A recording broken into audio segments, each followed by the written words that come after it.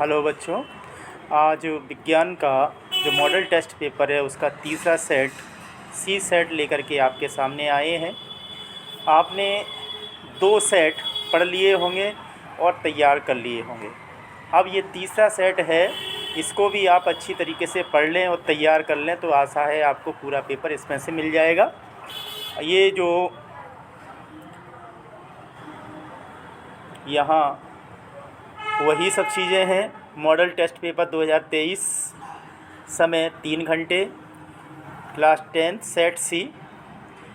यहाँ सबसे पहले हम देखते हैं सभी प्रश्नों के वही सब जो इंस्ट्रक्शन थे वही सब इंस्ट्रक्शन दिए हैं। यहाँ हम सीधे सीधे क्वेश्चन से पढ़ते हैं। इसमें जो सबसे पहला क्वेश्चन है, सही उत्तर का चयन कीजिए। ये 8 नंबर का है। और इसमें जो सबसे पहला क्वेश्चन है, निम्न में से कौन सी गैस तेल के ताज़े नमूने को लंबे समय तक रखने के लिए प्रयुक्त की जा सकती है? तो इसमें ऑप्शन दिए हैं।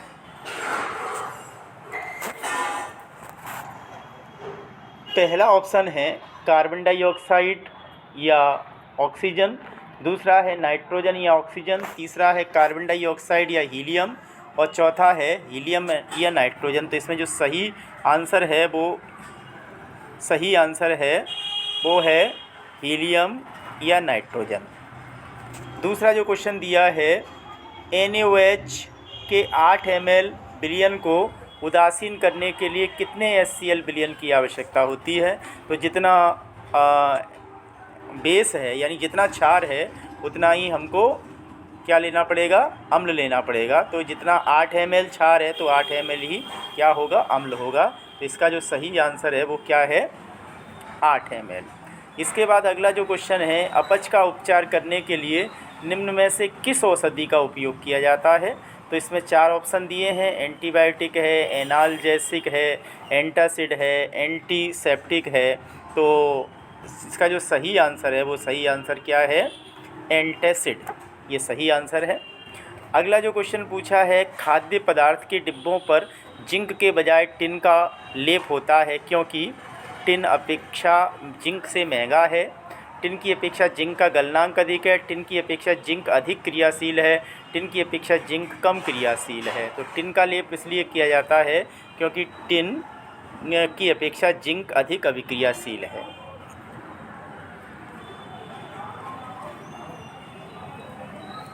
अगला जो क्वेश्चन है एक शब्द के उत्तर में कि पायरुवेट के विघटन से यह कार्बन डाइऑक्साइड तथा जल एवं ऊर्जा देती है, यह क्रिया कहाँ होती है?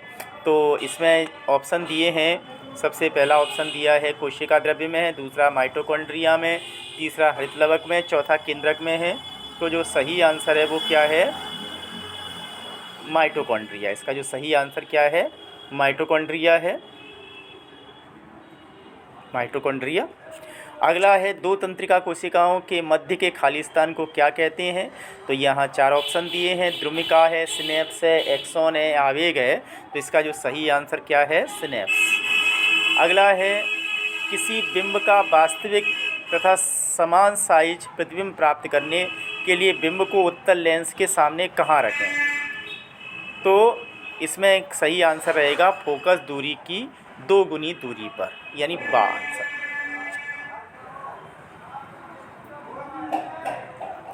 इसके बाद अगला जो क्वेश्चन है, निम्न में से कौन सा पद विद्युत परिपथ में विद्युत शक्ति को निरूपित नहीं करता? I² करता है, VI करता है, V² करता है, ये IR² नहीं करता। तो इसका जो सही आंसर है वो क्या है?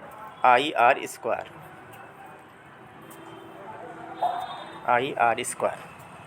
अब इसके बाद दूसरा जो क्वेश्चन है वो है सही जोड़ी मिलाइए। तो अब आप सही जोड़ी मिलाएंगे दोनों कॉलम के। ये सबसे पहले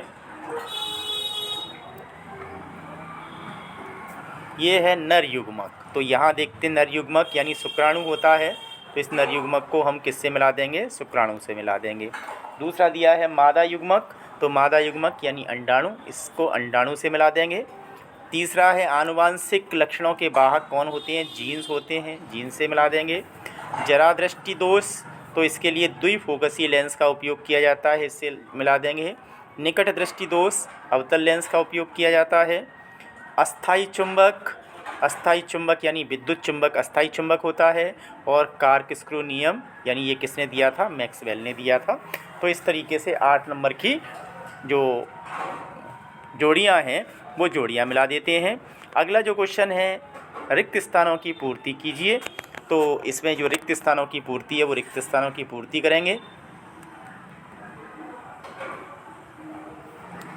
इसमें जो सबसे पहला रिक्त स्थान है वो है हरे पौधे प्रकाश संश्लेषण के लिए सौर विकिरण ऊर्जा का केवल कितना 10% भाग अवशोषित करते हैं। प्रिज्म में आपाती किरण एवं निर्गत किरणों के बीच का कोण क्या कहलाता है, विचलन कोण कहलाता है, विचलन कोण कहलाता है। अगला है मादा और गर्भस्थ शिशु के बीच जैविक संबंध स्थापित करने वाला ऊतक क्या कहलाता है, प्लासेंटा।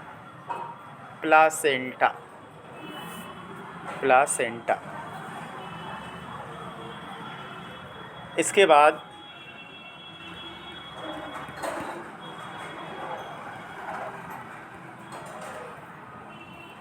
अगला क्वेश्चन है, शरीर में उपस्थित अपशिष्ट हानिकारक एवं विषैले पदार्थों को शरीर से बाहर निकालने का प्रक्रम, इसका सही आंसर रहेगा क्या कहलाता है, उत्सर्जन।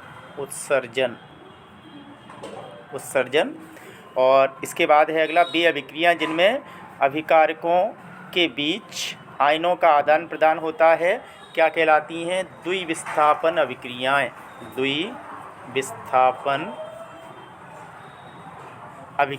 द्विविस्थापन अभिक्रियाएं कहलाती हैं। और इसके बाद अगला जो है, 1 किलोवाट कितने के बराबर होता है, तो इसका आंसर है 3.6 × 10⁵ जूल के बराबर होता है। और अगला है, सक्रियता की श्रेणी में हाइड्रोजन के ऊपर स्थित धातुएं तनु अम्ल से हाइड्रोजन को विस्थापित कर देती हैं, विस्थापित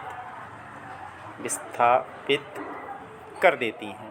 तो ये हुए खाली स्थान यानी रिक्त स्थानों की पूर्ति। अगला जो चौथा क्वेश्चन है वो है, एक शब्द में उत्तर दीजिए।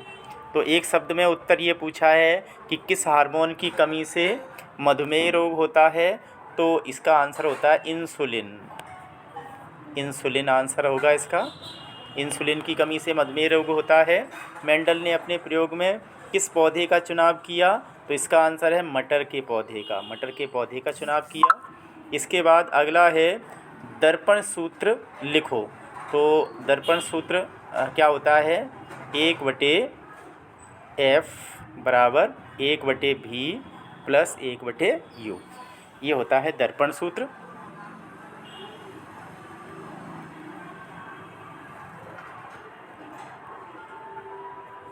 इसके बाद आवेश एवं विद्युत धारा में क्या संबंध है, सूत्र के रूप में लिखना है।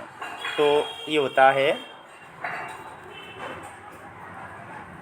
I = Q/T, ये संबंध है। उस युक्ति का नाम क्या है जो अति भारण एवं लघु पतन से उपकरणों की रक्षा करती है, तो उसका नाम है फ्यूज। इसके बाद अब ये क्वेश्चन आ जाते हैं। तो अगला जो क्वेश्चन है 5वां, ये 2 नंबर के क्वेश्चन है ये, कि जब लोहे की कील को कॉपर सल्फेट के विलयन में डुबोया जाता है तो विलयन का रंग क्यों बदल जाता है। इसके अथवा में रेडॉक्स अभिक्रियाएँ क्या हैं, उदाहरण सहित लिखो।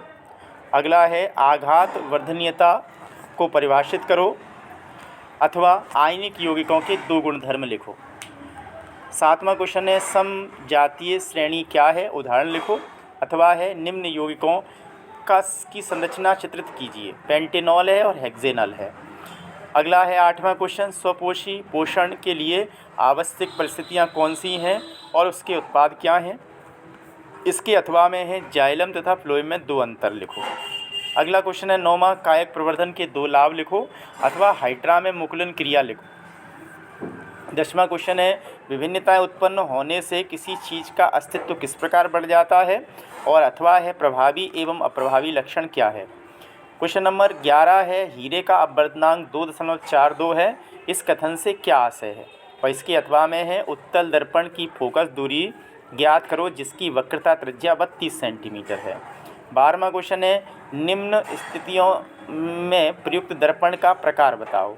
किसी कार के हेडलाइट, किसी वाहन का पश्च दृश्य दर्पण, अथवा है उस लेंस की फोकस दूरी ज्ञात करो जिसकी क्षमता 2 डायोप्टर है। अगला क्वेश्चन है 13वां, फ्यूज तार किस प्रकार विद्युत उपकरणों को नष्ट होने से बचाता है। 2 नंबर का ये भी। इसके अथवा में है, निम्न को परिभाषित करो, विभवांतर और प्रतिरोध। 14वां क्वेश्चन है, गैल्वेनोमीटर को परिभाषित करो, इसके अथवा में चुंबकीय क्षेत्र उत्पन्न करने के 2 तरीके लिखिए।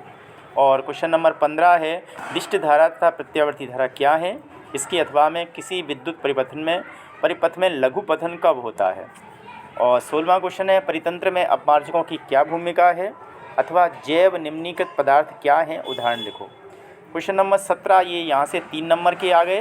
वियोजन अभिक्रियाओं को संयोजन अभिक्रियाओं के विपरीत क्यों कहा जाता है, इनके लिए समीकरण लिखो। जिसके अथवा में है, निम्न अभिक्रियाओं के लिए संतुलित रासायनिक समीकरण लिखो। Hydrogen plus chlorine, hydrogen plus chloride, zinc carbonate, zinc oxide plus carbon dioxide. यहाँ ये हाइड्रोजन प्लस क्लोराइड नहीं, ये पूरा हाइड्रोजन क्लोराइड है। और अगला तीसरा है, calcium hydroxide plus carbon dioxide, और ये बन रहा है कैल्शियम कार्बोनेट प्लस जल। इसके बाद अगला क्वेश्चन 18वां, ये भी 3 नंबर का है, और कुछ हार्मोन दिए हैं, उनके कार्य लिखे हैं। इनमें साइटोकाइनिन है, ऑक्सिन है, एब्सिसिक अम्ल है। अथवा में मधुमेह के कुछ रोगियों की चिकित्सा इंसुलिन का इंजेक्शन देकर क्यों की जाती है। क्वेश्चन नंबर 19 है, ये भी 3 नंबर का है, मानव नेत्र का नामांकित चित्र बनाना है। और इसकी अथवा में है, स्वच्छ आकाश का रंग नीला क्यों दिखाई देता है। अब इसके बाद 3 क्वेश्चन 4-4 नंबर के हैं। ये 20वां क्वेश्चन है, ये है HCl, HNO3 आदि जलीय विलयन में अम्लीय लक्षण क्यों प्रदर्शित करते हैं, जबकि ग्लूकोज, एल्कोहल जैसे यौगिकों के विलयनों में अम्लीयता के आम लक्षण प्रदर्शित नहीं होते, क्यों। इसके अथवा प्लास्टर ऑफ पेरिस आर्द्रता रोधी बर्तनों में क्यों रखा जाता है, समीकरण सहित लिखो। और प्रश्न नंबर 21 है, प्रथम 4 हाइड्रोकार्बनों के नाम, संरचना सूत्र लिखो। ये भी 4 नंबर का है। इसके अथवा में साबुन की क्रियाविधि को समझाइए। और प्रश्न नंबर 22 यानी लास्ट है, वृक्काणु की संरचना का सचित्र वर्णन करो। और इसके अथवा में उत्सर्जी उत्पाद से छुटकारा पाने के लिए पादप किन किन विधियों का उपयोग करते हैं। तो इस तरीके से टोटल ये 22 क्वेश्चन हैं, और 3 सेटों में कुल 22 30 66 क्वेश्चन हो जाते हैं। अगर आप ये 66 क्वेश्चनों को अच्छी तरीके से तैयार करते हैं तो निश्चित ही पूरा पेपर इनसे मिल जाएगा।